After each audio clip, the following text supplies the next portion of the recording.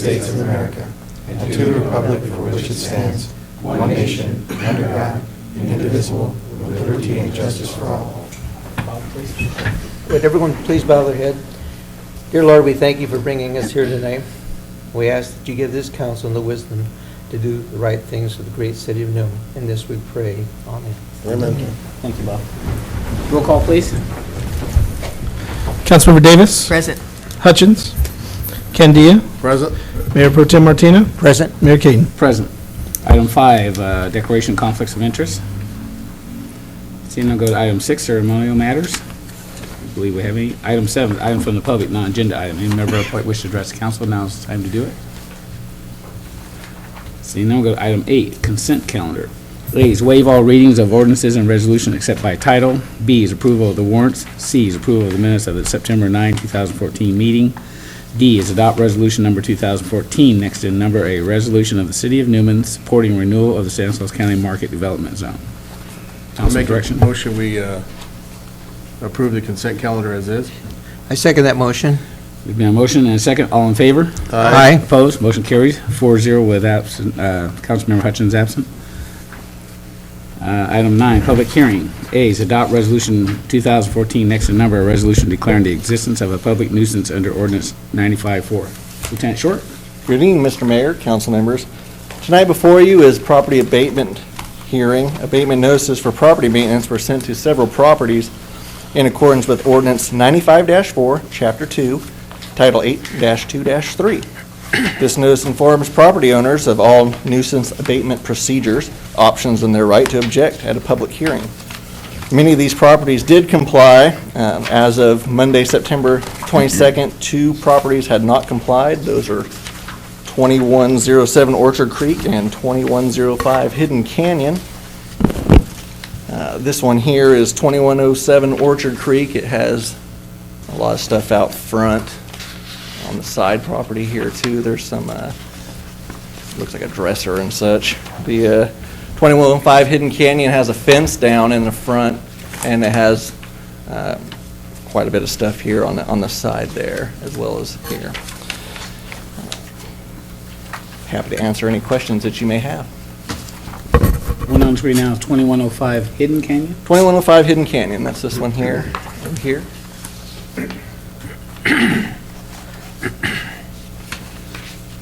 Any questions or comments for the lieutenant? Seeing none, I'll open the public hearing. Anybody wish to address the council? Seeing none, I'll close the public hearing and bring it back to council for direction.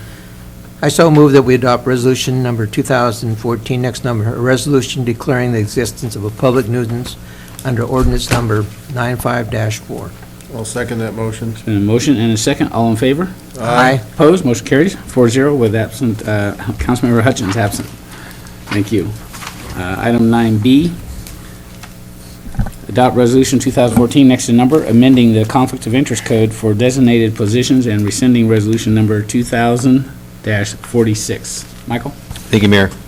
The Political Reform Act, which is an act passed by the California state government, requires local government and state government officials and certain employees to disclose their personal assets and income. Part of that is to, it's called basically a fair disclosure.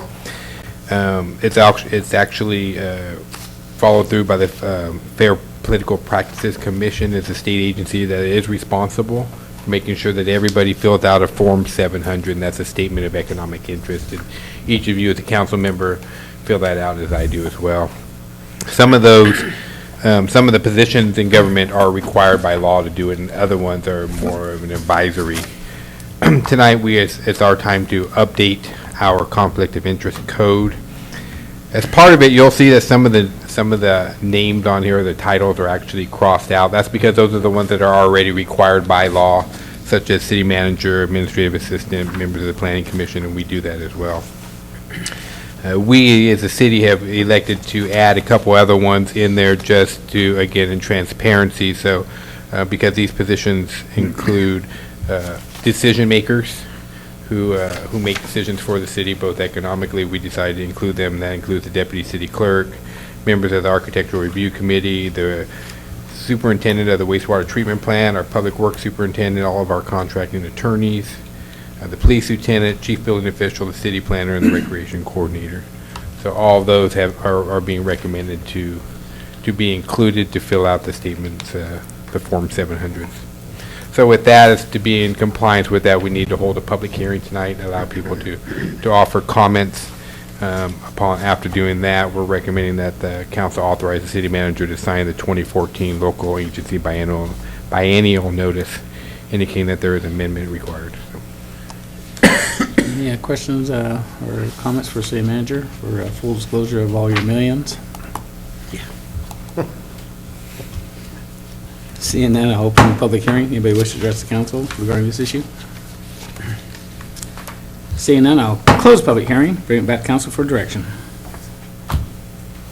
I'll make a motion, we adopt resolution number 2014, next number, amending the conflict of interest code for designated positions and rescinding resolution number 2000-46.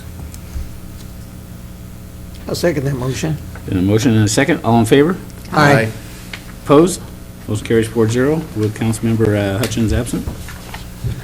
Go to regular business. Item A, adopt resolution number 2014, next to number, rejecting all bids for the CNG fast fill fueling station project and authorize city staff to rebid said project.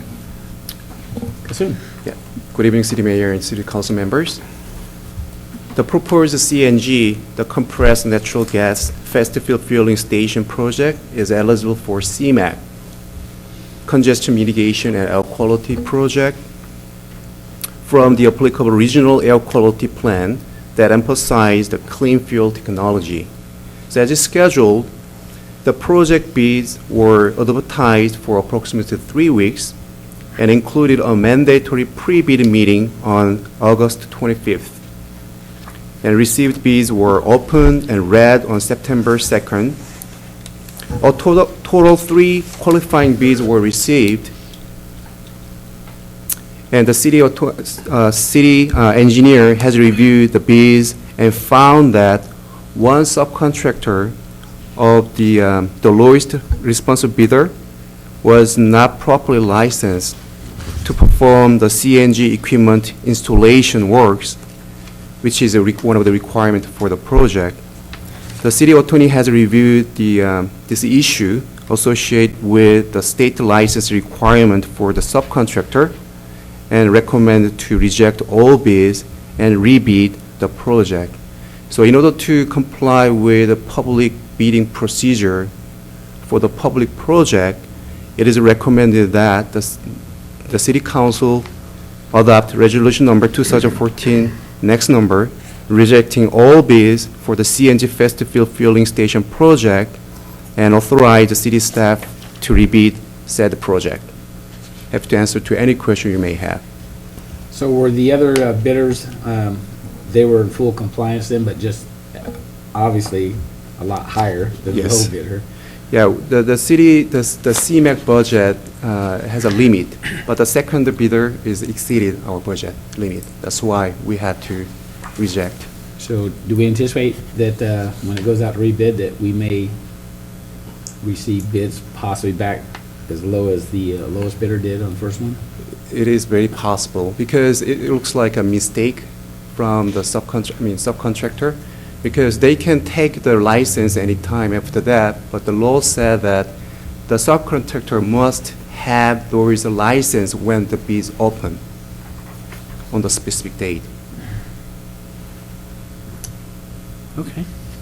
Any other questions or comments? Council direction? I so move that we adopt resolution number 2014, next number, rejecting all bids for the CNG fast fueling station project and authorize city staff to rebid said project. I'll second. Go ahead, Roberta. Go ahead, Roberta. I second that motion. There's been a motion and a second. All in favor? Aye. Opposed? Motion carries 4-0 with Councilmember Hutchins absent. Item B, thank you, Kasum. Item B is first reading and introduction of ordinance 2014, next to number, amending Title 3, Business Regulations, Chapter 3.03, Peddlers and Solicitors of the Newman Municipal Code. Stephanie? Good evening, Mayor and council members. Before you is a proposed ordinance regarding Title III. This process began on June 18th when Solar City contacted the city requesting an exemption from the code. The code currently prohibits door-to-door solicitors from going upon a residence without invitation.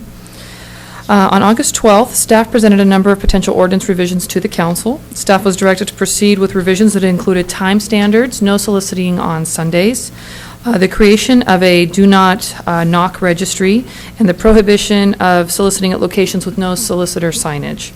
All items have been included in the proposed ordinance attached in your staff report. Per legal counsel, staff will return to the council at a later date with an ordinance revising handbill distribution, because that's kind of a different subject. In addition to the aforementioned additions, the proposed ordinance also includes the removal and revision of antiquated language in the code, the substitution of the word peddler with solicitor, also the removal of bond and badge requirements. Revisions also include updates to the business license and administrative citation processes. The way the code's currently written, it just mentions a misdemeanor. By this way, we've updated it and connected it to our business license requirements as well as our administrative citation processes, which was recommended by public safety. So staff and legal counsel prepared the proposed ordinance that addresses the council's concerns regarding door-to-door solicitors. Therefore, staff recommends that the city council introduce and hold the first reading of ordinance 2014 next to number, amending Title III. I'm happy to answer any questions. Any questions or comments from council?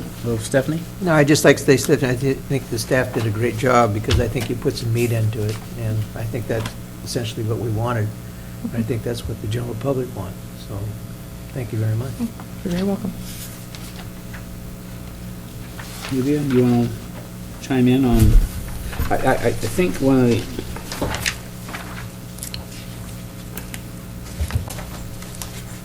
as far as the do not disturb registry, and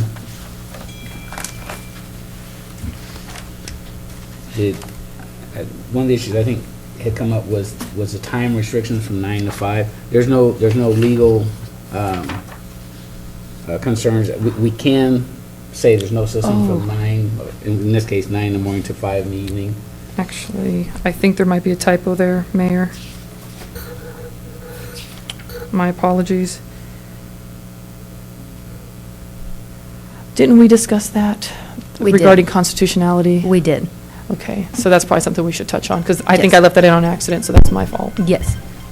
So what we did we came to the conclusion that a time restriction from 9 to 5 is going into an area that reaches unconstitutionality because you're placing such a specific restriction. And so I think we agreed that we were going to make that more of a dusk to dawn Yes. type restriction. So that change can be made for second reading. But that is the recommendation and conclusion that we reached.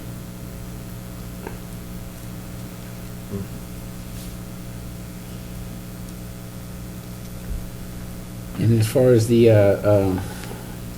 do not disturb registry, that's something that we were going to provide them, the solicitor. The placards wouldn't need to be in the ordinance. That would be just a city program that we would offer to the public, buy a whole box at the hardware store. People can come in and get one. So we didn't think that was necessarily needed in the ordinance. We just did the registry and laid out how that would be processed in the ordinance. Okay. Well, I'm a little bit happier with it as it's written. I just want to make sure that it's tightly and strictly enforced as best we can. I know it's difficult, because we know that everybody's not going to adhere to it, plain and simple. I think we tried to put the burden on the vendors, where they have to have a copy of the Do Not Disturb registry on hand, so that way, if a complaint is called in, one of our officers can go and be like, okay, where's your registry? We got a report that you knocked at 712 Main Street. So it does kind of put a little bit more burden on the vendor, so that way, but then also gives us teeth to be able to enforce it, because by keeping the misdemeanor in there, in addition to the citation, it gives our police officers a choice to detain them, I guess is the proper word. Is that the proper word, according to the chief, anyway? He said that gives them the ability to detain them, but then give them a citation as opposed to trying to charge them with a misdemeanor, which is quite difficult. yeah, we can't prosecute people anyway, let alone try to get somebody for soliciting illegally. And my other concern, and there's just no way to control it, is those groups, people who just come in and drop 20, 30 people off in town, without contacting City Hall, i.e.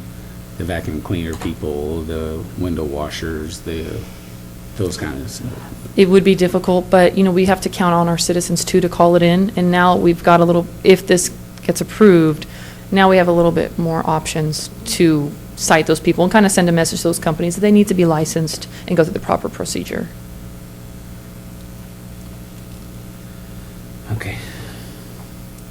Well, it's just always been kind of a pet peeve of mine, and it just irks me. So hopefully this will give us a little bit more control, and hopefully, Brett, your guys can be aware of educate them, and as far as I'm concerned, I'd like to see it strictly enforced, and if we get a complaint, hopefully the guys will respond to it and take appropriate action. I agree. Any other questions, comments? Council direction?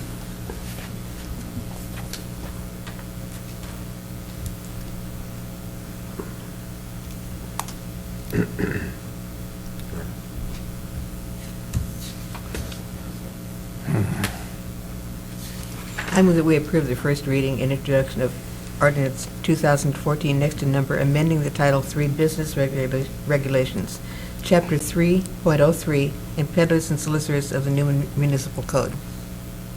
Second the motion? With the change of With the change for dusk to dawn. Dusk to dawn.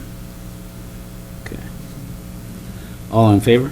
Aye. Opposed? Motion carries 4-0. Thank you. Thank you, Stephanie. Thank you, staff. Okay, we'll skip item 11, go to item 12, items from city manager. Thank you, Mayor. Just 2 quick announcements. This Thursday, since Supervisor DeMartini's here, he's having his Westside Healthcare Advisory Collective Impact Training here at the theater. Start beginning at 9 a.m. and that'll be again here in town on Thursday. Rotary's also having a Citizen of the Year award ceremony on Thursday at the McConnell Center.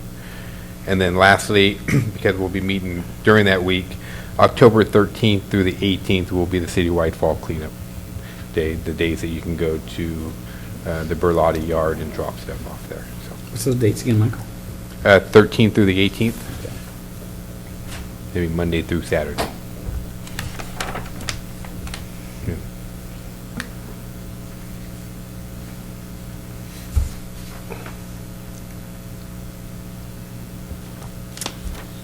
That's all, Mayor. Any questions or comments for city manager? Okay. Move to items from staff. Lieutenant Shorter? I have nothing to share tonight. Stephanie, anything else? Just want to let the council know that we've initiated the LJ Newman renovation project. We've sent the notice of award, and we expect to receive bonds and contract documents next week, at which point we'll have a pre-construction meeting and start approving the construction schedule and get things going. Great. It's going to be a nice addition. That's all I have. Thank you. Lou, anything? Nothing tonight. Kassoon, anything else? Yeah, there's a 2 update. Okay. The first update is regarding the drought emergency and water conservations. So this graph shows that how much the city has reduced our water well so far since the state governor declared drought emergency January 17th. From February to August, the citywide, we have achieved more than 21% water reductions, even though recommended up to 20%. So we exceeded the state recommendation. And also, if you can see here, the August, normally we are seeing the peak use because of temperature, but the citywide, we have achieved more than 31% water reduction. It's not just a city employee's effort, it's a citywide. I believe that all the resident, business owners, the city staff worked really hard on these drought emergency issues. So as part of the requirement for the drought emergency regulation, the public outreach education is still ongoing. For example, water conservation newsletter were mailed out through the utility bill insert. City booths were set up during the fall festival. The city staff met many residents to answer the questions regarding the water conservation as well as stormwater or some flood insurance items. More than 50 minor violations were identified, and the city staff approached to those violators and corrected those actions. Report water production data from August is a requirement, so city staff keep collecting those data. Emergency action plans are still in place, and city staff is developing the water shortage contingency plan so that we can implement those details. For example, tier 1 to tier 5, it depends on the drought condition in the future more easily rather than keep changing our ordinance. Happy to answer any question you may have. Any questions of Kasim? I just have one. One of the good sources that I think of controlling water is individual houses. Yes. Are we monitoring what homes are using excess water? Yes. So our staff... We do have a record at that. Yeah, there's two approaches for that. Our staff driving around the town almost every day in the morning, in the afternoon. That's Yeah. why we could find some violations. And also, we have checked meter data. For example, the finance has some kind of really nice software keep tracking what's going on in terms of metering. So we can collect those data. So in August, we found that the city the resident in these areas, metered resident, saved up to 8%. However, the city staff reduced our water use more aggressively. That's why overall we achieved more than 20%. Thank you. You're welcome. Great. Any questions, further questions or comments? Thank you, Kasim. Welcome. Okay. We have one more, Mayor. Oh, I I'm have sorry. one more thing. Presentation. I'm sorry. Oh, I'm sorry. My bad. That's regarding Sherman Ditch Cleaning and Improvement Project. City staff removed the mud, vegetation, some dry trees along the Sherman Ditch last week. We worked really hard with, this is a bobcat loader, something like that. There's a lot of mud along the ditch. So we also used the backhoe to collect all these types of vegetation. And also there were several dry trees.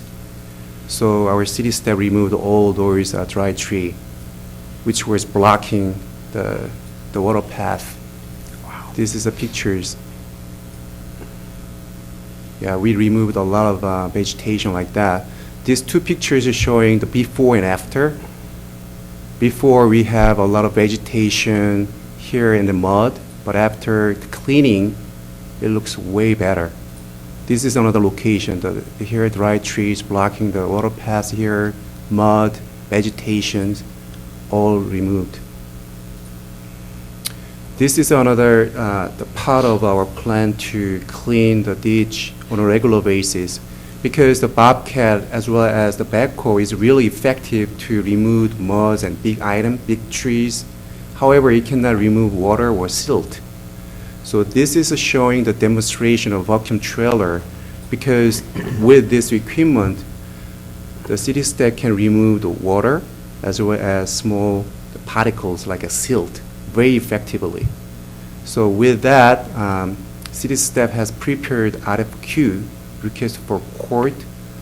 We sent out RFQ to 7 companies so that we can get some kind of price range for that equipment. It's an ongoing process for the future improvement. So this is a list of the items in the improvement project in the future and on a regular basis. Remove mud, vegetation, dry trees, and also we can remove water and silt using a vacuum trailer in the future. And we are going to replace trees along Sherman Ditch with low maintenance plants. So city staff mailed out 75 letters surveying our resident kind of concern regarding the trees, because sometimes the resident don't want to keep the tree right behind the sound wall. So we have received more than 20 responses from the residents. So after the due date, which is September 29th, the city staff will contact the resident who want to keep the tree so that we can explain why the tree need to be removed in terms of maintenance in the future. And also, the city is planning to install infiltration spots. Unfortunately, the slope of the ditch is almost 0%, very flat. That means we are supposed to see standing water all the times. For those specific areas, the city will saw cut some concrete pad around the ditch and then filling with gravels as well as engineered soil, so that we can infiltrate the standing water all the time. This is part of LID, low impact development measures. And also we are going to conduct weed control program. Finally, we are going to conduct a regular cleaning and maintenance program. For example, every week our staff checking the site. If we find any object to be cleaned, we collect, we clean it. But every month, using the bobcat or the backhoe, we are clean entire ditch. And also before the rainy season or after the rainy season, plus after normally the first rain. So we are seeing a lot of debris or dirt from the subdivision, and that's the time to clean the entire ditch as needed. That's the program we have developed so far. So the staff will keep updated for that in the future. Happy to answer to any question you may have. Mayor and Council, we're also talking to some of our local contractors about maybe swapping out the no-mow between the sidewalk and the street, at least getting some pricing on it. If we took that out, what are some of the options of moving forward? How much would it cost to take that out? How much would it cost to put something else in? And then depending on what they recommend, what a maintenance cost would be to maintain that. Obviously, if you put something like sod in, there's a maintenance cost for mowing and edging it every week. So making sure, so that's part of the program as well, as we're gathering some of that information to bring that back to you to see what we can do in terms of aesthetic enhancements and to go along with this long-term cleaning and improvement plan. That's great, because that certainly has been an eyesore for a long time. I'm sure the residents that live in that area are going to be very pleased with what has taken place, and so I'm glad we're taking some measures to clean that up and then obviously maintain it so it doesn't get back in that situation again. That's right. Thank you. Thank I you. had one quick question. Yes. I talked to one of the residents that Yes. the house backs up against the Sherman ditch, and they kind of felt that they weren't going to completely clean the entire ditch. That's not the truth. The ditch will be cleaned from one end to the other end. No, the city staff cleaned the entire ditch from the first From to the the highway end. all the way over However, to Okay. Sherman Parkway, or to Hills Ferry, right? They misunderstood then, because I see. they were very concerned, and there's some areas there where there's no homes that back up to the wall, and so they were concerned about that, those areas too. But looks like you got a program. yeah. Yeah, this plan will be in place to go from the highway to Hills Ferry. So if we've missed anything in the meantime, because of the Bobcat may not be able to get some of that stuff, it's our plan to make sure that gets cleaned the whole entire way. Great. Okay. Any other questions or comments? Thank you. Appreciate it. Okay, now we'll go to council member comments. Roberta, anything? I don't have anything. Nick? Yeah, I do have something. Talked to Michael a little bit about it last week or a couple of weeks ago, and I don't know if anybody saw the 4th of July parade in Gustine and saw the girls, the three, of the court, and riding around in the back of a pickup truck and sitting in plastic chairs. Looks kind of, doesn't represent the city well. So I realize that the city itself is not responsible for that, but I was talking to Michael about possibly doing something like Patterson does, create a float, get a float built, and then, of course, we'd have to find some place to maintain it, or store it, maintain it, cover it up when it's not being used, and then, tow it from city to city, so. I just kind of wondered what the other council members thought about something like that. Well, in the past, it has fallen upon the chamber, but I think now, since our chamber is defunct, Right. I know that there's a group of people who recently have inquired that want to get involved and may restore our old float. I think a lot of people don't realize the cost of building a new float. It's expensive. So I know that there is there has been some others that have come forward and approached the members of the Fall Festival Committee. The girls, after the new Miss Newman is crowned, they fall under the watchful eye of the Fall Festival Committee for that weekend.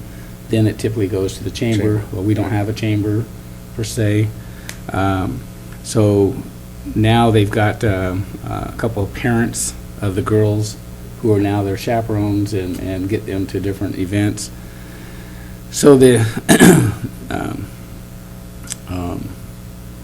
for this year's Fall Festival, I helped Eddie Faria build the float they used in the parade this year. So out of that came some further conversation about either rebuilding our current float or doing something for a float of some sort. But not only is it going to be pretty time and labor intensive, but cost as well. So I'm not sure where the cost is going to come from. I know the Fall Festival Committee has kicked it around about putting some money towards that. But you're not just talking $2,000 or $3,000. You know. But I think we could probably get, I'm sure we could find some of the businesses in the city itself to kick in a few bucks, the city kicks in a few bucks, and, maybe the Fall Festival Committee kicks in a few bucks, and, I mean, we're talking probably 30 to 40,000. Or more. Or possibly. You're probably, if you're talking about completely rebuilding a float, it could be upwards around $70,000, $80,000. Well, I'm cheap. thinking some mechanical things Yeah. on it and all kind of other things. That float used to be self-motorized back in the day. I heard, yeah. But again, that's pretty costly. The Patterson float is self-motorized, but I don't think they It's use not that anymore. anymore. They pull it. So there is a lot of cost involved. And again, I know that there have been some other parents and some of the parents of the new Miss Newman Court who have expressed some interest in rebuilding the float. So, but I don't know how aggressive they're going to be in doing that. So, Because someone's got to pay for it. Yeah. Someone has to ante up. yeah, and I agree. I mean, our former director of the chamber was always made sure she went out and got vehicles and things, but that's fallen by the wayside. So, yeah, so I agree. I mean, I was at the parade and I was sitting with some people from Patterson and Gustine, and they had made comment that our girls were sitting back of a pickup in plastic chairs. So sometimes it's hard to keep up with the Jones, I guess. Well, my thoughts are that, I know it'd have to be a joint project with a lot of people participating, but I think what's important is when that float is out there, it says the City of Newman. It doesn't say the Chamber of Commerce. It says the City of Newman. So what I'm saying is representing the City of Newman, whether it's in Gustine or Patterson or whatever little town that it goes to. So, I don't know, I think we just have to take a look and see if there's ways that we can do it. I mean, it's like if we say we can't do it, then we can't do it. But I think there's a possibility we can do it. And I think if you pull together enough people and got enough people interested in this sort of thing, then we can do it. I think it's a well-worked project. It's something that, Newman needs to be proud of the city, and I think when they present something like that, it shows how proud they are. But when they're like on plastic chairs in the back of a pickup, that's not Newman. Well, I think it's like everything else, that, once you build it, then there's always the cost of maintenance that comes along with it. So, if anybody has any, great ideas how we can come up with some funds, or somebody wants to lead or start some kind of committee, that'd be great. But I agree. But it's going to be pretty costly to do it. I'd be willing to head up some kind of committee. Maybe Michael can help me reach out to some of the. Yeah, I think first, I would reach out to the Fall Festival Committee, Right. because I know they've been in contact with several parents, and they probably have the names of those parents. I think those parents were willing to put some labor towards it. I'm not sure how much of the dollar aspect of it. The current float needs to be completely stripped Oh, yeah. and start from ground up, if the intent was to use that particular Might be able vehicle. to use the platform it sits on, so. Yeah. So, and I think there's plenty of people out there that are pretty talented that, but to send it to a professional float builder I just don't know that we can come up with that kind of money. That float at one time used to be maintained and covered. Then they used to do maintenance on it during the off-season, replacing a lot of this sparkly stuff on it. But over the years, it's just been pretty well, has been weathered, and it's been left out in the weather for quite a few years. So, but it used to be a beautiful float way back in the day. And I'm sure there's enough farmers and businessmen and that have barns and things like that we could they'd probably let us store it in there for free. I think there's been a couple of people who have already stepped up and Yeah. have offered to I know, to store. I can think of a So, couple off the top of my head, so. Yeah.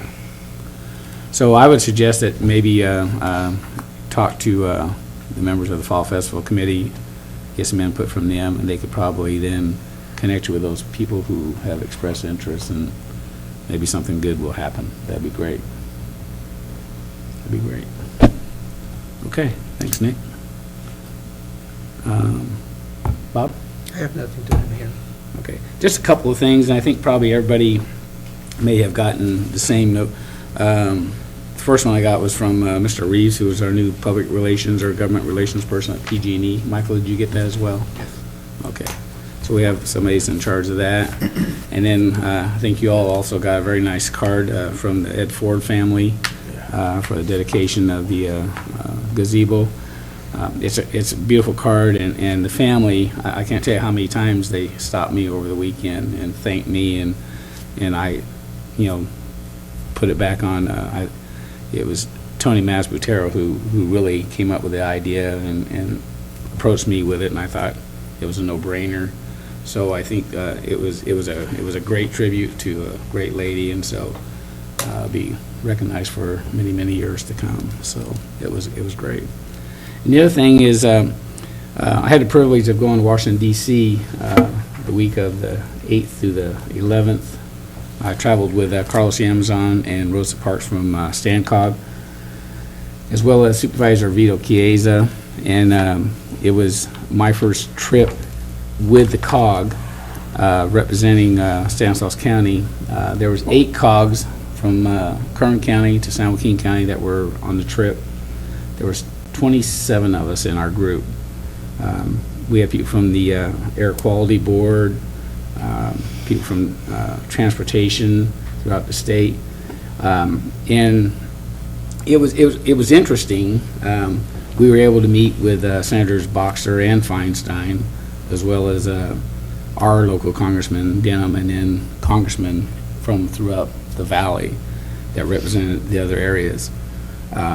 They all agreed that our government is broke, that it's dysfunctional. So I found that pretty interesting. Members from the Republican side as well as Democrat side, there wasn't a lot of finger pointing, but they all agreed that we need to do something in terms of transportation. And I had learned, and I wasn't aware, that as far as our transportation bill, they've extended the monies for like at 6-month intervals. And one of the things that we'd asked our senators and congressmen to do was to give us a transportation bill that would last up to 4 to 6 years, so we could actually do planning and spend money wisely to rebuild our roads. We asked them to fund the maintenance programs to at least maintain what we already have. The main thing, they all agreed that the I-5 corridor and 99 corridor are major traffic roadways through the state of California, which then leads to goods movements, which was another topic that we talked about. And we asked them to just kind of be flexible with the counties involved in the COGS as far as their funding, give us the opportunity to complete these projects, but with 6-month intervals as far as when they're allotting money, it makes it pretty difficult. Now they're going to a lame duck session, so they're less likely to fund projects. So it was an eye-opener, but they did listen intently. We didn't know that we were going to get Boxer and Feinstein in the same room, and we did. Boxer said she could only save 5 minutes. We had her for about 20. Feinstein, we had her for about 35 minutes. And of course, we had Denham for about an hour or so, and Congressman Costa, I can't remember that one's name, from down south, and then McNerney and McClintock. So we had them all at one point in time, and we were able to bend their ears, and they listened intently to us. Don't know if it's going to do much good, but I think it was a worthwhile trip, and we went in and begged for funds and hoped that they'd support the reauthorization of the MAP 21 project and transportation. And so overall, it was a good trip. It was a quick trip. It was a busy trip. And we did get a tour of the White House out of it, so that was pretty cool as well. So with that, I just thought I'd share the information with you. It was a worthwhile trip. One interesting thing, the Supervisor Rogers from Madera County, his theme was to the congressmen and senators. In some areas of Madera County, their water table has dropped 50 to 60 feet in the last 2 months. Wow. 50 to 60 feet. And it's pretty scary. I was on the committee with Mayor Poitras from Madera, and we started off the conversations with each of the senators and congressmen, and everybody chimed in. Supervisor Chiesa talked about bridges. In Madera County, 35% of their bridges are deficient. You might think about when you drive across the Lions Bridge. I didn't know bridges are rated from 0 to 100. The Lions Bridge is rated a 2, and over 26,000 vehicles a day travel over that bridge. Modesto. Yeah, they don't allow buses and trucks to go across it anymore. Over 26,000 vehicles a day, and it's rated a 2. Yeah. On 0 to 100. I My didn't know truck's that. got a ticket on that bridge. Yeah, so that's pretty scary. So the theme was, if that bridge was to collapse, Yeah. you know, Have your it would- insurance paid up if you go across. it'd be serious. So anyway, so I thought I'd share the information with you. It was a good trip, and I learned a lot, and hopefully in talking with our congressmen and senators, which isn't likely that they'll all get on the same page, but hopefully they will. They all agreed that a lot of these projects need to be completed. So we'll see how that goes. Okay, and that's all I have. So with that, I'll entertain a motion to adjourn. Motion made. Second. Motion and a second, all in favor? Aye. Opposed? We're adjourned. Good night.